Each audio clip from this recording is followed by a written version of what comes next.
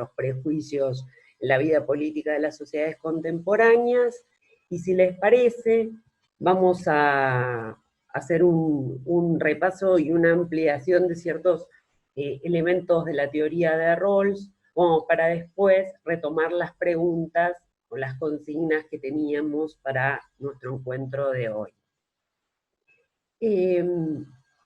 Recuerden ustedes que habíamos hablado que la teoría contractualista, o cómo pretende Rawls reformular la teoría del contrato social, está vinculado en que este pacto o este acuerdo no estaría dirigido en su teoría a estatuir una forma de gobierno o el advenimiento de la sociedad civil, sino a determinar, a fijar, a indagar sobre cuáles serían los principios de justicia que regirían las instituciones básicas o la estructura básica de una sociedad en torno de lo que él denomina la justicia social.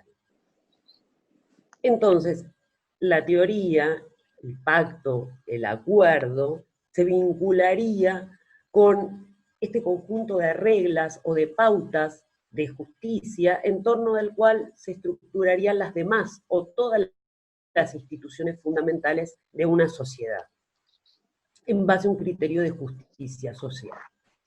¿Cuáles son esos principios que deberían regir la estructuración de una sociedad para que ésta fuera equitativa o justa? Tengan en cuenta que para Rawls, cómo él define o entiende a la sociedad, porque esto es importante. Rawls está concibiendo a la sociedad como un grupo, digamos, o una asociación más o menos autosuficiente, donde los miembros que la componen comparten ciertas reglas o pautas de conducta como obligatorias, y la mayoría las respeta, más allá de cuáles sean estas. A su vez, los miembros del grupo entienden a esta asociación como una asociación cooperativa. ¿En qué sentido? Una asociación cooperativa que está asignada por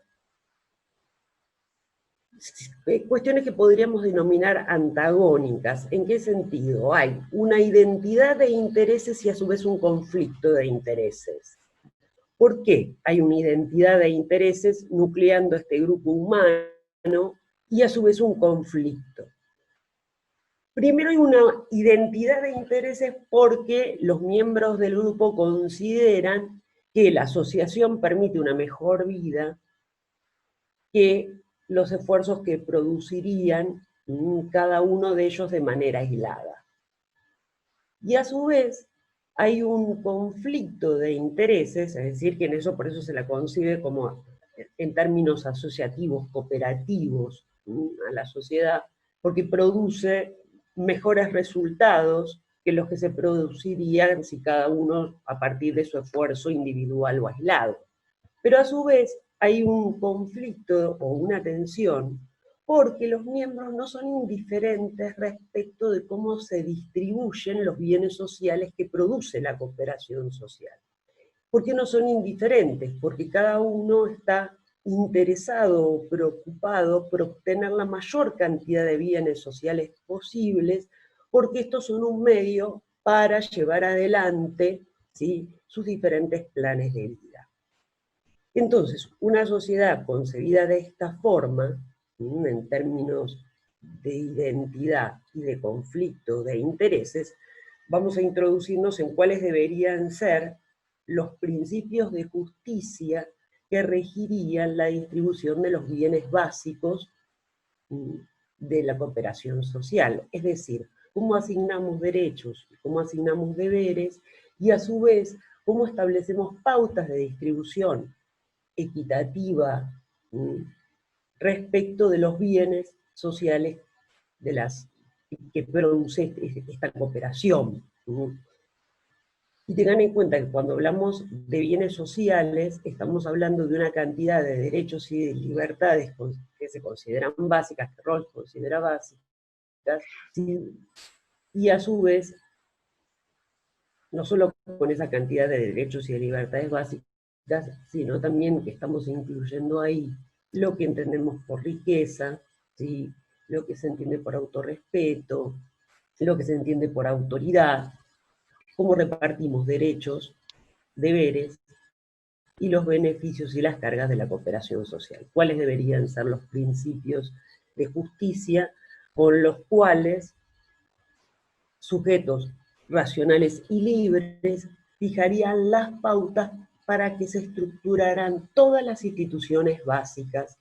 Él considera que estos principios tienen una validez, les decía, universal, y además son indiscutibles. Una vez que se fijaron, piensen que estructuran todas las instituciones o toda la estructura básica de una sociedad. Rawls discute con diferentes corrientes filosóficas en su libro La teoría de la justicia. Básicamente, o una de las líneas más importantes, es contra el utilitarismo, de una discusión en torno al utilitarismo clásico. ¿Por qué? Porque considera que el utilitarismo podría resultar o habilitaría, ¿sí?, formas organizativas que violaran libertades básicas de los individuos.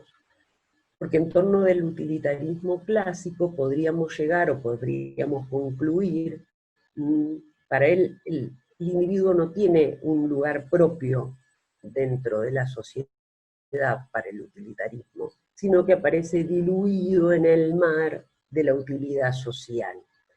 Desde este punto de vista, porque podría ser violatorio de libertades fundamentales, porque podríamos considerar válidamente dentro de esa teoría que una asignación, digamos, de utilidades para, digamos, baja para determinado conjunto de personas, si esto permitiera una maximización de la utilidad total. Por eso dice que una de las críticas que ha tenido el utilitarismo clásico es que podría legitimar la esclavitud, si eso redundara en un beneficio para la mayoría.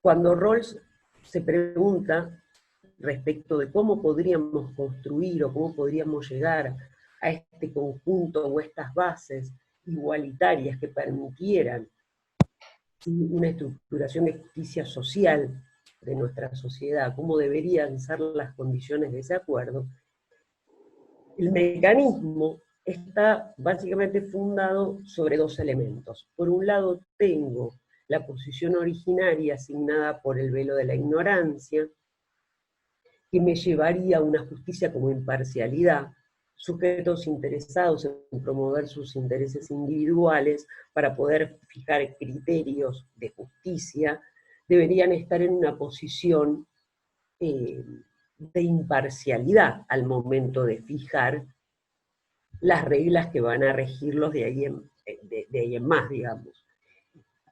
¿Cómo podría construirse esta posición, o qué exigiría esta posición de justicia como imparcialidad? Y entonces él piensa el velo de la ignorancia, que el velo de la ignorancia lo que hace es que los pactantes no sepan una cantidad de elementos básicos que, si hacia criterio los conocieran, harían que sus decisiones no fueran imparciales. ¿Por qué? Porque estarían interesados en mejorar la situación de base que tienen, al no conocerla, al no saber, ¿sí?, qué posición van a ocupar en la futura asociación que están pactando, se garantizaría que fueran imparciales en la elección de estos criterios o de estos principios. Desde los sujetos sí conocen determinadas cuestiones básicas, ¿sí?, en torno de algunas cuestiones económicas o sociológicas. Saben la existencia de clases sociales, para decirlo rápidamente. Lo que no saben es qué lugar van a ocupar ellos, ¿sí?, respecto de ese reparto. tampoco saben qué aptitudes naturales van a tener, cuál va a ser su inteligencia, su fuerza física o su fortaleza. No saben en particular cómo va a ser su propia psicología, más allá de que sepan que hay en estos diferentes maneras de encarar la vida. Desconocen su posición, no saben si van a ser jóvenes o van a ser mayores. Y si bien se menciona muy al pasar, y es una de las críticas que he recibido sobre todo de la teoría feminista, no se sabe si van a ser hombres o si van a ser mujeres. El género es una de las cuestiones que aparece un tanto o encarada de manera poco explicitada, consideran las feministas en la teoría de roles. Pero se supone que no conocen ninguna de las particularidades que van a ser, ni cuál es su propio plan de vida dentro de esa futura sociedad que se están juntando Perdón, para estructurar. Sí, yo Alex, antes de que sigamos avanzando, con respecto, volviendo al tema de la sociedad que define el rol como una asociación autosuficiente, que es donde comparten pautas o normas, podemos relacionarlo con lo que está pasando ahora en la Argentina, como que es una asociación o una sociedad en la que hay leyes, en la que hay normas y muchos la respetan con el tema del aislamiento y no otros. sí, lo que pasa es que, a ver, en esto hay una cuestión que es un poco lo que hablábamos la clase anterior. Y no quiero adelantarme, y por eso si quieren lo dejamos respecto de cuáles son esos principios que se acuerdan que teníamos que pensar que le daríamos a nuestra sociedad, si nosotros tuviéramos que fijar un conjunto de principios. Sí es muy importante para Rawls, y para algunos es una fortaleza y para otros es una debilidad de su teoría, es que se dan por sentado cuáles son las instituciones básicas que componen la estructura de una sociedad. O mejor dicho, no solo que se dan por sentadas, sino que se las consideran en sí mismas válidas e incuestionables. Y ahora vamos a ver un poquito eso, y si les parece, esta situación, o lo que estás planteando, Alex, lo podemos llevar un poquito a la discusión sobre los principios, y lo retomamos ahí. Sobre todo para no adelantarnos, porque vuelvo a lo mismo. Esta es una de las cuestiones en torno de qué entendemos por la estructura básica de una sociedad, y vamos a ver qué entiende Rawls. Rawls también considera que a estos principios e inclusive a esas instituciones que consideramos básicas se llega desde el punto de vista intuitivo. Eh, y esto también es una cuestión que merece o que exige cierta discusión, por lo menos considero, dentro de lo que es una democracia pluralista. Volvemos a lo mismo, recordemos que también la propia significación que le da la subjetividad, o cómo entiende la racionalidad, hay un conjunto de presupuestos de la teoría de Rawls, cómo está entendiendo cuáles son los bienes fundamentales de una sociedad, más allá de las críticas que se dice que confunde bienes con derechos, pero cuáles son los bienes fundamentales de una asociación humana, cuáles son las instituciones básicas que conforman esa asociación o que se van a erigir a partir de los principios de justicia, y a su vez el carácter o las condiciones de la racionalidad de los sujetos pactantes, todas estas cuestiones que se están dando por sentadas, ¿qué pasa cuando yo las pongo en tela de duda?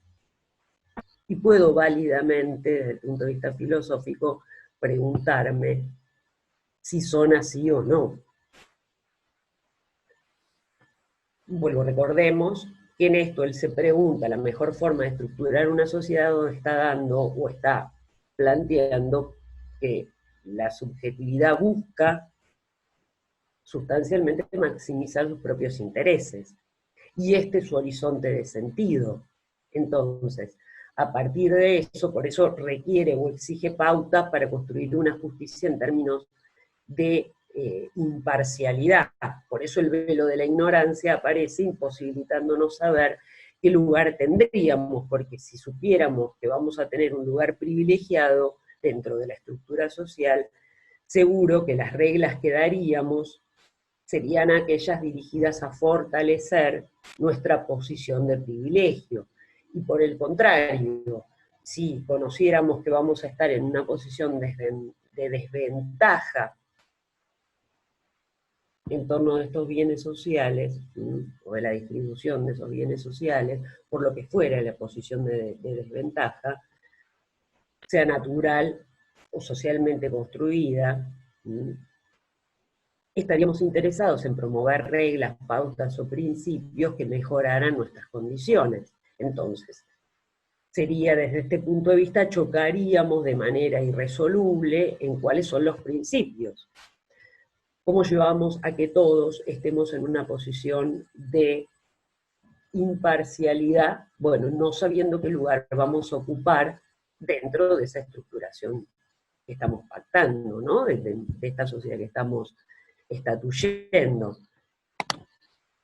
Les recuerdo que si se corta, nos conectamos a través del mismo link. Por un lado, la imparcialidad o la imparcialidad la garantizo con el velo de la ignorancia en esta posición original, al momento de pactar, al momento de establecer cuáles van a ser los principios de justicia distributiva que vamos a llevar adelante.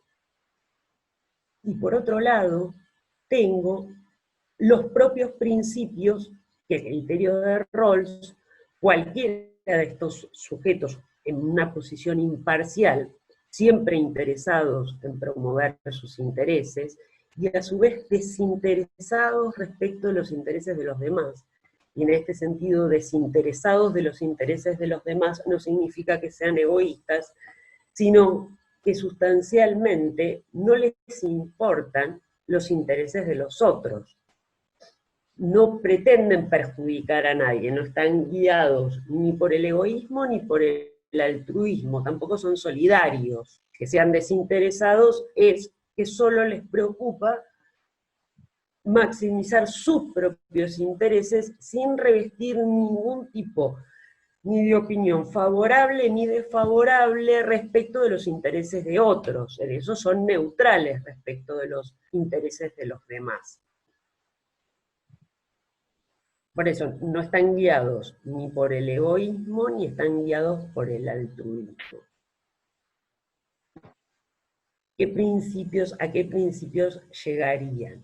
Y bueno, desde este punto de vista, él considera que cualquier sujeto, en sus términos de racionalidad, como él planteó la racionalidad, elegiría un criterio de igualdad o un principio de igualdad respecto de determinados bienes primarios, respecto de la distribución, que todos estaríamos de acuerdo en que determinados bienes primarios se repartirán de manera igualitaria, igual para todos.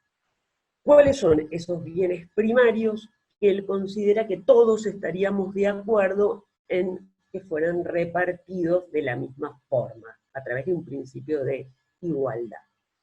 Y son lo que llamamos derechos civiles y políticos a grandes rasgos, ¿sí? Son aquellos que están vinculados con una traspolación dentro de las teorías, lo que se llaman los derechos humanos de primera generación, derechos civiles y políticos, que nosotros a grandes rasgos tenemos consagrados, entre otros, en el artículo 14 de nuestra Constitución Nacional. Es decir, son el derecho a votar y a ejercer cargos públicos, son el derecho, lo que hace a la libertad de conciencia y de expresión, a la libertad de pensamiento, a la libertad de reunión, a la integridad física, a la propiedad personal, a la libertad ambulatoria, es decir, no ser detenido ni arrestado sin la orden de una autoridad. Estos son los que él considera estos bienes primarios, respecto de los cuales estaríamos de acuerdo que tienen que ser repartidos de manera igualitaria para todos. Ahora, respecto de otros bienes primarios también, él considera que estarían regidos por un principio de desigualdad o de diferencia bajo dos condiciones. Estos otros bienes son aquellos que están vinculados con el aspecto económico-social de una sociedad. Es decir, aquellos que se relacionan con la riqueza, con la autoridad, con los ingresos. Bueno, respecto de este punto de vista, estaríamos dispuestos, cualquier sujeto racional en sus términos, estaría dispuesto a privilegiar la diferencia bajo dos condiciones. Bajo dos condiciones. La primera es que efectivamente la mejor posición de uno, al menos mejorar a los más desfavorecidos, es decir, que las diferencias sirvieran o estuvieran asegurando de alguna forma el beneficio de todos, sustancialmente de los más desfavorecidos, permitiéramos diferencias y ellas redundan en una mejor posición para, sobre todo, los desfavorecidos, realmente hablando, y que a su vez exista una igualdad de oportunidades en el acceso a los empleos y a las funciones.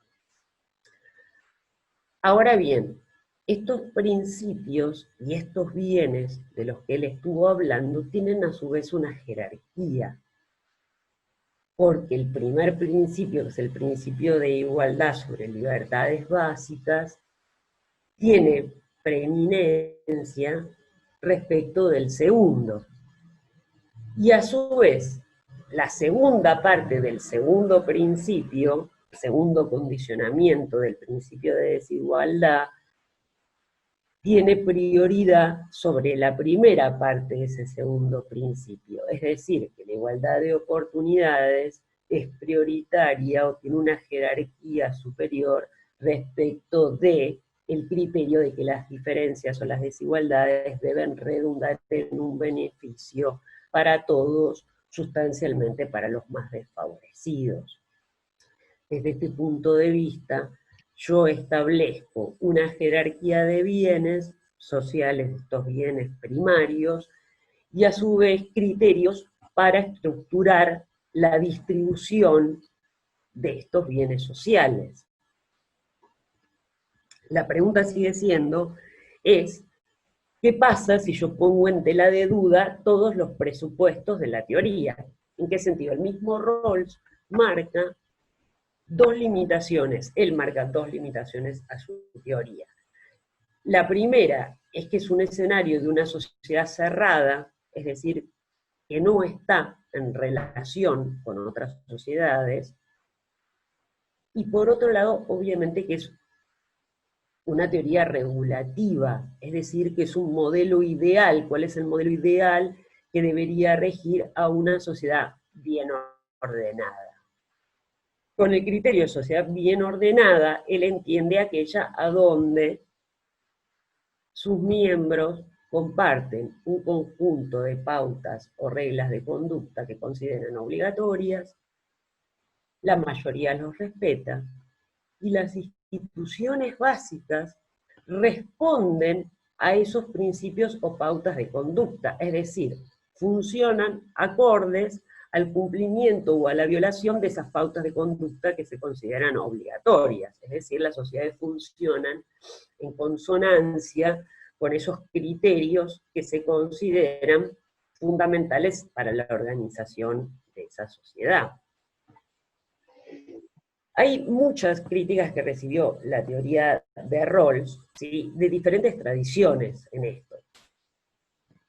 Particularmente, e inclusive desde una misma teoría liberal, pero que pone en tela de duda,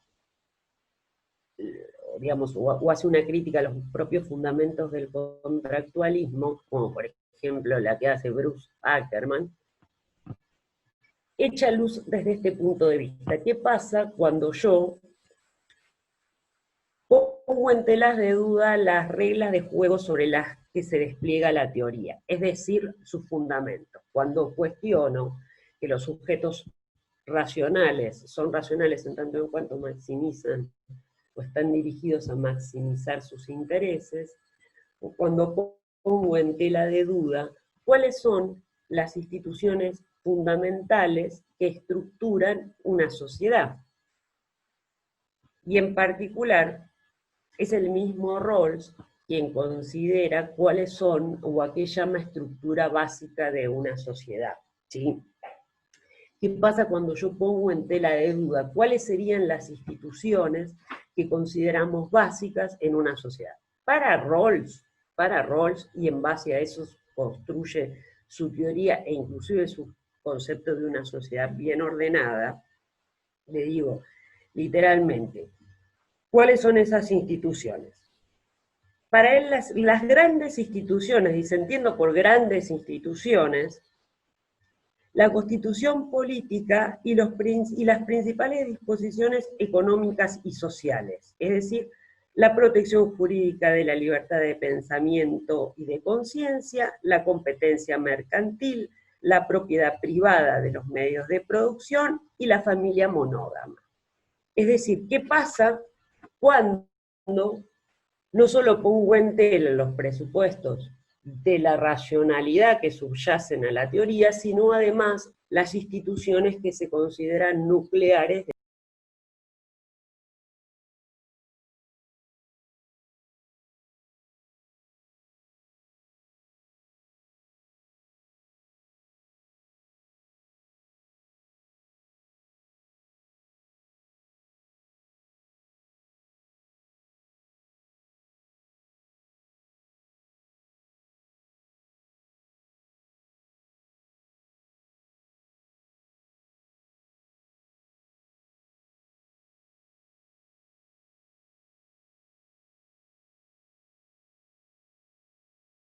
En el marco de este taller, la idea de poner en tela de duda esos criterios tiene que ver con si resultan las bases más interesantes como para favorecer una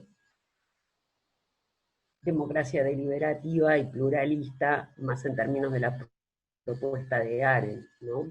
Bueno, si les parece, ¿qué principios elegiríamos si nosotros, principios, elegiríamos si nosotros tuviéramos que fijar la base de una sociedad dentro de los presupuestos, suponiendo que fuéramos a pactar los criterios, los principios básicos de justicia que regirían nuestra sociedad? ¿Cuáles elegiríamos?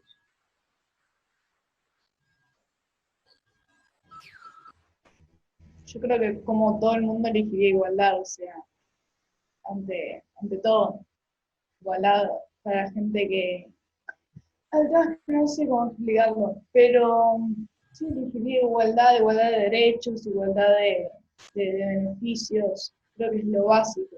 Eh, una sociedad de desigualdad, una sociedad en la cual no desigualdad como lo plantea, ¿cómo se llama? Rawls, sino desigualdad en el sentido de exclusión o cosas así. No creo que se podría formar una sociedad muy justa. Así que sí, más que nada elegiría igualdad.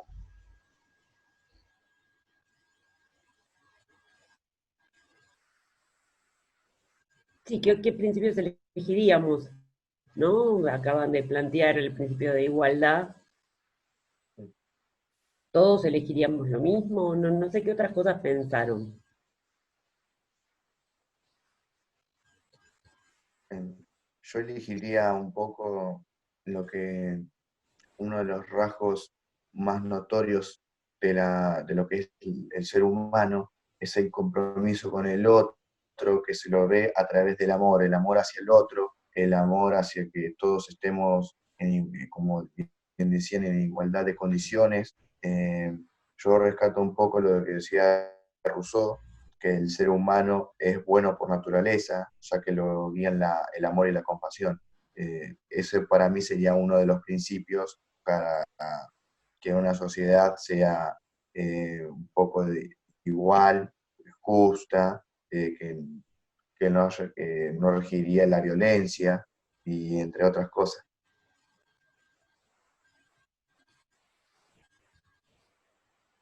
¿Qué más? ¿Qué más les parece? ¿Qué principios? Que ¿Qué era la pregunta? Bien. ¿Qué principios elegiríamos? ¿Cuáles estuvieron pensando?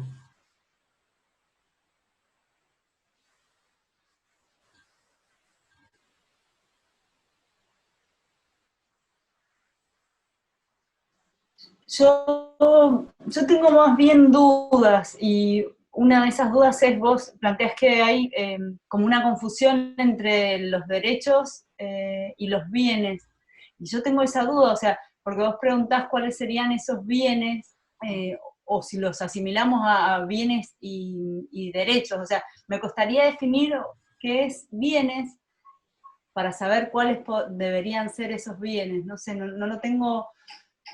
No sé si se separan los bienes de los derechos, si es lo mismo, me cuesta definirlo. Bueno, no es una crítica mía, es una de las críticas que recibió la teoría de Rawls, es que están asimilados los bienes a los derechos, sobre todo de filósofos que están más inscriptos dentro de lo que es las teorías constitucionales o la filosofía del derecho, que no hay una clara división. Pero digo, en esto somos libres, podemos establecer nosotros los bienes o los derechos, o inclusive si queremos asimilarlos en cierta medida como Rawls. ¿Cuáles serían los principios de justicia sobre los cuales estructuraríamos nuestra sociedad?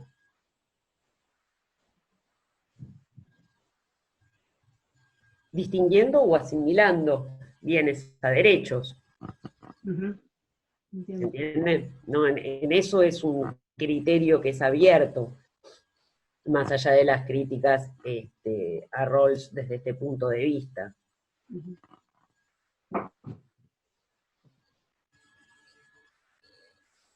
Sí, escucho.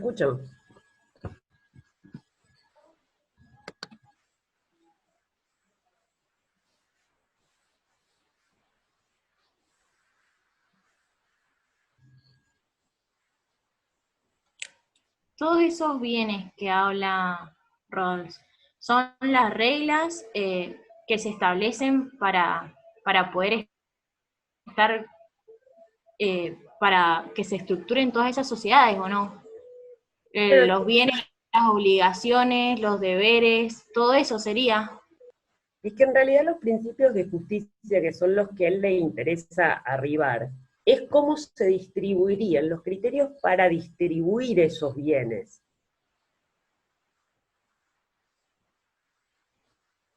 Los principios de justicia, el principio de igualdad y el principio de diferencia, son los criterios para distribuir, para repartir estos bienes primarios. Tanto este conjunto de libertades que considera básicas, asociadas a los derechos civiles y políticos, y los bienes sociales que son económicos sociales, justamente, los bienes primarios son económicos sociales, los que giran en torno de la riqueza, de los ingresos y de la autoridad, a grandes rasgos. Yo tengo este conjunto de bienes. Entonces son los bienes sociales y los bienes económicos. En cierta medida diríamos lo que llaman derechos humanos de primera generación, derechos humanos de segunda generación y derechos humanos de tercera generación. No están, digamos, como en que son los derechos vinculados con el medio ambiente, de incidencia colectiva.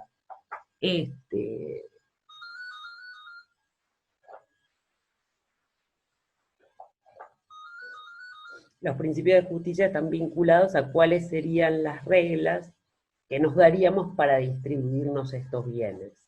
Pero tal vez consideremos que son otros los bienes y no estos. O que hay otra jerarquía dentro de esos bienes. Recordemos que el mismo Rawls, con los principios, establece una jerarquía de principios que termina una jerarquía de los bienes primarios. Las libertades se consideran prioritarias respecto de los otros bienes económicos y sociales, vinculados con la estructura económica y social. Ahora, en la sociedad que uno puede plantear, puede establecer los bienes y los órdenes que quiera, o serían los mismos que los de Rawls. ¿Se entiende? Esa es la pregunta, ¿serían los mismos? Yo sin duda no serían los mismos que los que plantea Rawls. Por ejemplo, no me parece que tengan que ser indiscutibles, tampoco que tenga que ser fijar la familia monogámica como una estructura indiscutible, deja fuera un montón de otras opciones, y lo que más me preocupa es que deja fuera justamente lo que casi que sería para mí un principio de la democracia, que es el de la deliberación, de poder llegar a modificar ciertas estructuras. Entonces, eso no sé qué rol entraría en la teoría de Rawls, esto, o sea, qué posibilidad da a que haya una redefinición, pero bueno, me preocupa que sean estructuras tan fijas, ¿no? La verdad que más se me ocurre criticarlo a él que pensar yo una nueva estructura, eso me resulta muy complejo.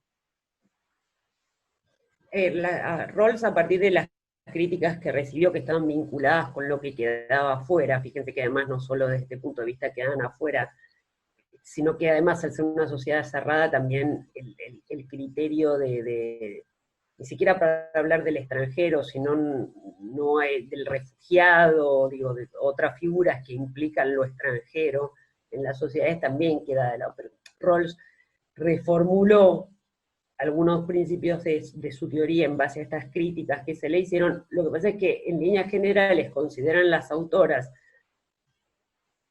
que las críticas que se habían hecho en torno de la familia sustancialmente, y dar por sentado que la familia monogámica es una institución justa de por sí, y no echar más allá de que Rawls intenta reformular esta teoría, consideran las autoras que le hicieron estas críticas que no lo hace de manera contundente, que por más que él reformula la teoría, siguen latiendo los mismos inconvenientes, sobre todo cuando él sigue trabajando en la teoría y ya refiere que los sujetos pactantes tienen que ser básicamente jefes de familia. Y él opta por este concepto, que es un concepto bastante complicado, si bien él dice, no, yo no dije o no me refería a qué género son, digamos, a qué género pertenecen los jefes de familia.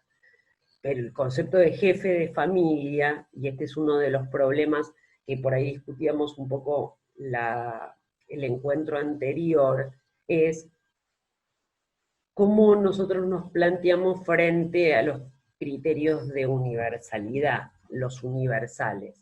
Y básicamente una de las críticas más grandes que tiene el concepto de universal es que en realidad nunca es un universal, sino que siempre es un particularismo universalizado. Cuando yo doy por sentado que sea a través de la figura de un sujeto que existe una única forma de racionalidad, que yo doy por sentado en realidad el modelo paradigmático de sujeto, y recurro al modelo del jefe de familia, estoy hablando de claramente a qué refiere.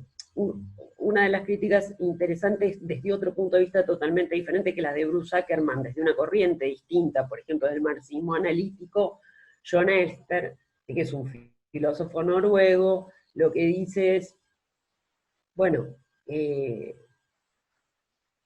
no solo pongo en tela de duda los presupuestos, sino que él va más allá, y por ahí en el sentido de lo que sería este taller, lo que él plantea es que en realidad considera que la teoría de Rawls se apoya sobre un conjunto de presupuestos del imaginario de los economistas, de los abogados y de los políticos respecto de qué es la justicia, más que sobre una indagación filosófica al respecto.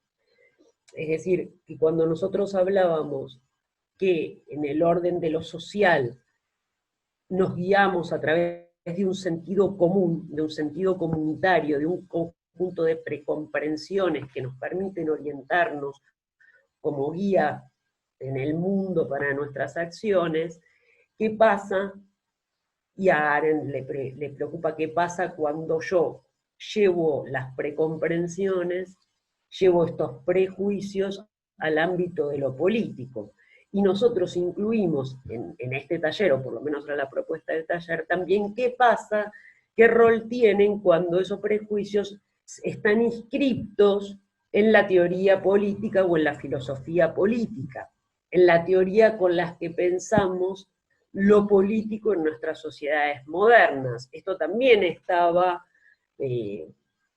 señalado por Arendt, que recuerdan ustedes que planteaba que quería abordar el fenómeno de lo político sin ninguna de las teorías que le había dado la filosofía política. ¿Por qué? Porque consideraban que las abordaban desde la mera contemplación y que la política como pluralidad, como acción concertada y discursiva con otros, no puede ser entendida en su real sentido desde la mera especulación o desde la simple especulación, sino que exige un posicionamiento, exige una instancia de inscripción, pensar la política desde ese lugar de participación o de concertación de la acción comunitaria, ¿no? Pero está claro que esto es a lo que echa luz más allá de cómo está en esta teoría, está en otras.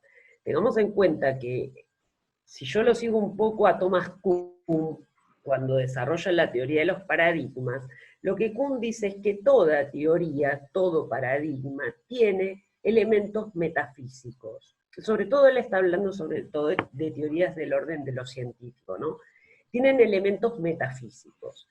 Esto es, significaciones de lo social y de la naturaleza humana. ¿El hombre es bueno o malo por naturaleza? En realidad son las grandes preguntas filosóficas. Toda teoría científica tiene un conjunto de elementos metafísicos que son indecidibles desde la propia ciencia. ¿Por qué? Porque son las grandes discusiones del orden de lo filosófico, diríamos nosotros. ¿El hombre es bueno o es malo por naturaleza? ¿La sociedad es un todo armónico o una instancia de permanente conflictividad? Bueno, ¿se entiende?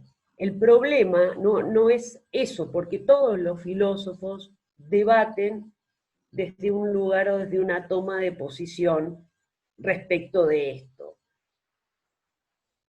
El tema es cuando eso está explicitado, cuando no, cuando se da por sentado en una discusión filosófica, y esta era una de las críticas a Rawls, que todos son iguales a uno. Y en definitiva esto, ¿cómo puede obstaculizar las instancias deliberativas que exige una democracia? Cuando queremos trascender el concepto de democracia estrictamente formal, ¿no? Pasar a una democracia sustancial. Cómo se amplían o cómo se restringen los márgenes de ciudadanía. Por eso, digo, cuando nosotros lanzamos la pregunta sobre cuáles serían esos principios, y esos principios que sigo escuchando, si pensaron otros principios, ¿esos principios estarían fijos o tendrían que ser discutibles? ¿Cómo considerarían ustedes, así no tuvieran más que un horizonte de sentido, no tan claramente los principios, sino más a dónde irían? ¿Serían fijos o serían, digamos, válidos de manera inmutable, o tendrían que estar sujetos a discusiones? ¿O qué les parece? Para mí tienen que estar sujetos a discusión, más que nada porque las sociedades se fueron adaptando a los distintos pensamientos generales. Entonces, cuando estructuras una sociedad, esa sociedad tiene que poder ser dinámica a las necesidades de la sociedad y al pensamiento general de la población. Si la población en general no está contenta con este tipo de organización, entonces se buscaría un cambio de ese tipo de sociedad, ¿se entiende? Entonces siempre tiene que estar esa discusión y ese debate por si lo que se está haciendo, el orden actual está bien o está mal, y está acorde a lo que quiere la mayoría general.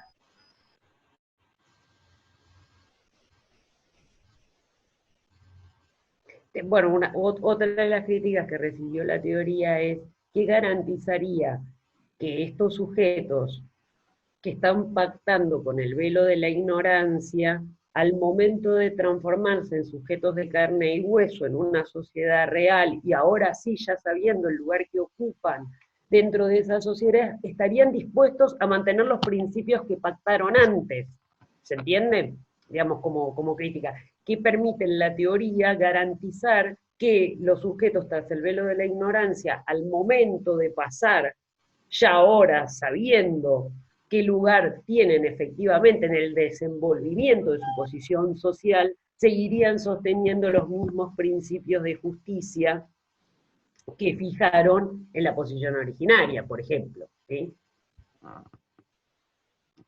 Pero estas son discusiones en torno de, y si bien vuelvo a lo mismo, Rawls considera que es imposible fijar, es más, él está inclusive tratando de construir una teoría que permita compatibilizar planes de vida antagónicos u opuestos.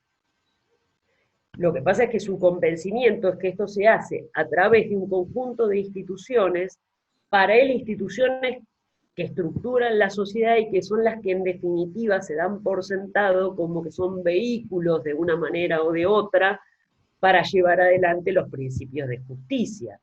Y esas instituciones, la estructura básica, cuando él define instituciones, cuando define derechos, así los confunda con los bienes, es el mismo problema, es que daría por sentado que todos entendemos que esas instituciones son las que consideramos fundamentales, ¿sí? Y creo que en función de lo que estaba planteando Verónica, y podría escribir, no estoy tan convencida que estas sean instituciones fundamentales para la organización de una sociedad, y tal vez si así compartiéramos esto, podríamos estar en desacuerdo sobre cuáles para nosotros no son fundamentales, ¿no? Tal vez para algunos sí sea la familia monogámica, y para otros tal vez no sea la libertad de mercado.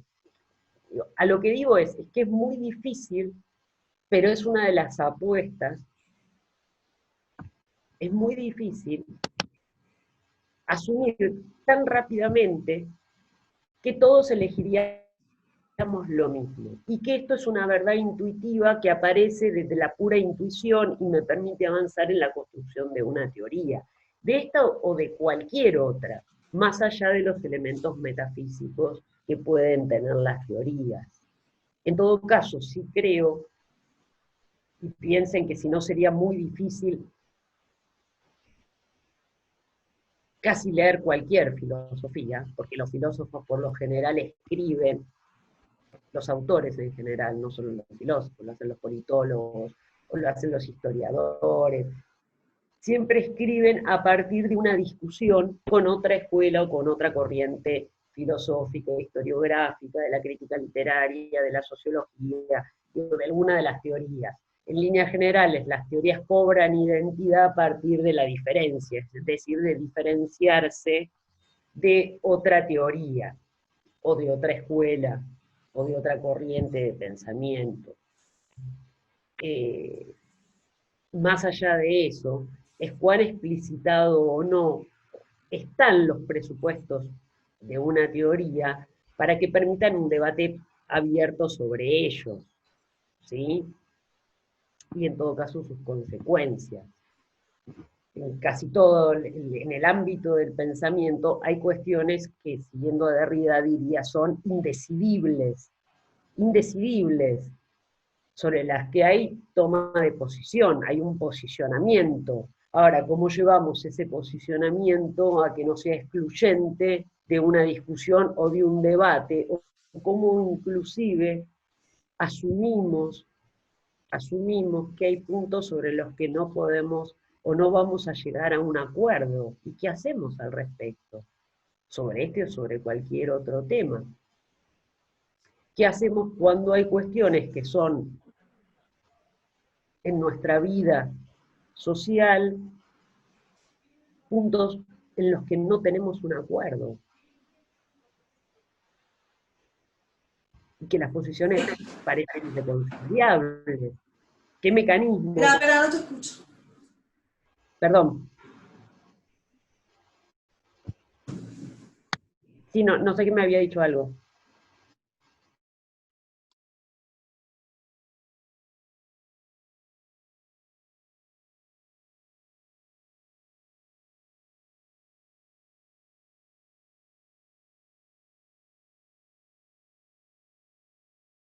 Que les repito, también ha tenido muchas críticas, sobre todo también del feminismo, porque Arendt siempre ha sostenido la posición de que las mujeres no son para lugares de autoridad, que la autoridad y la femineidad son excluyentes. Esta es una de las críticas más fuertes que ha recibido. Ella no asociaba que una mujer mantuviera su femineidad en lugares de poder o en lugares de autoridad. Por eso siempre se habla que los lugares están masculinizados, ¿m? Cuando exigen actitudes o cuando exigen roles que ponen en crisis aquello que está definido como femenino.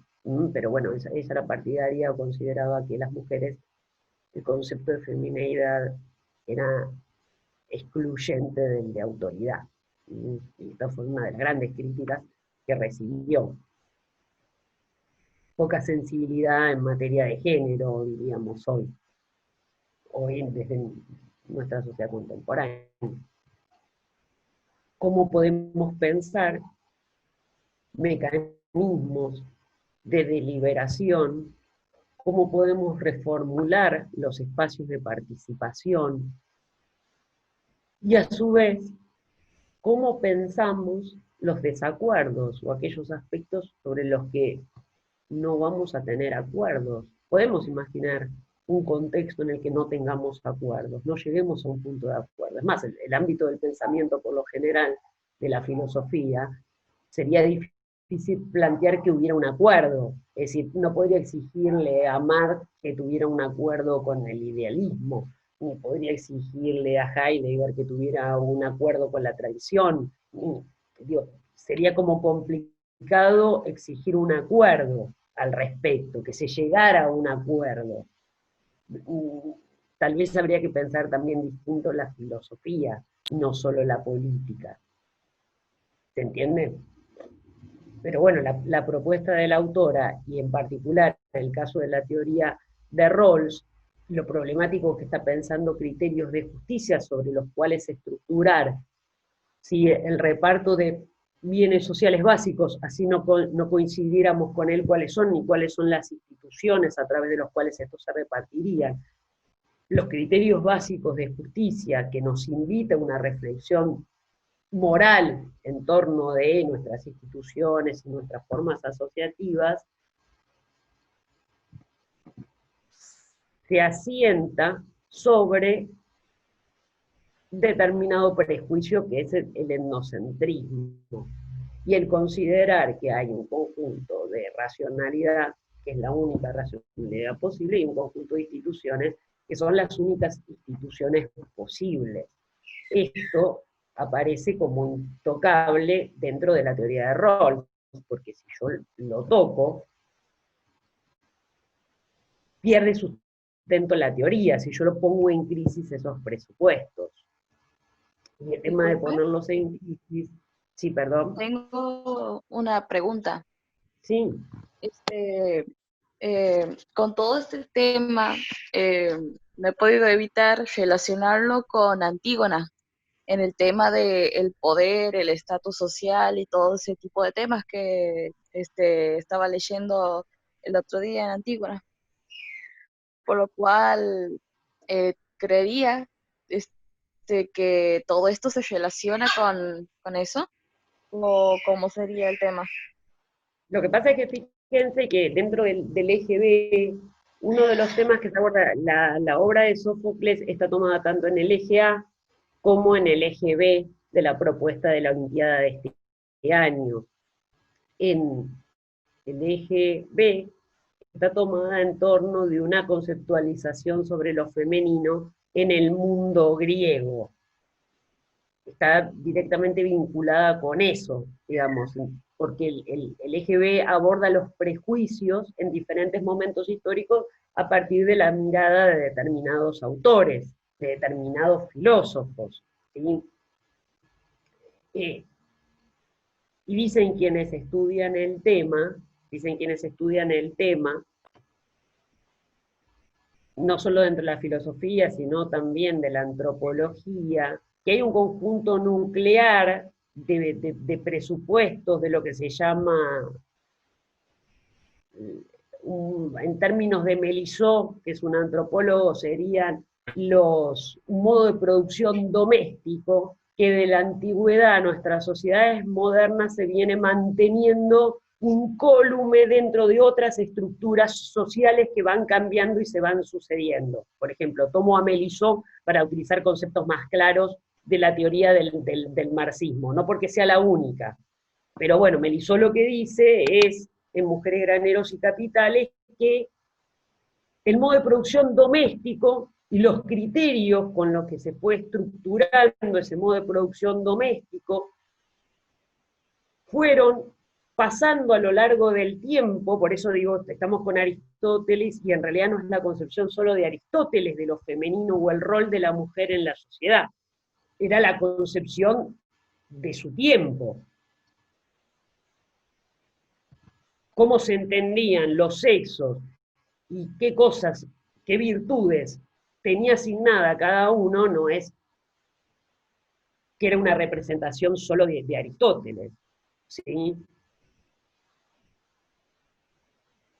Aparece como contrapunto en esto la teoría, digamos, o ponemos como en discusión con la concepción aristotélica que hay en la política sobre el rol de la mujer, la obra de Sófocles, Antígona. ¿Y por qué? Porque esa obra pone en crisis muchos de los presupuestos sobre los cuales se asentaba el rol de lo femenino. Sobre todo lo que gira en torno del silencio, ¿sí? Y del acatar o el de obedecer, que se supone que es la asignación natural de lo femenino. No tiene capacidad de mando, entonces está condenado a obedecer.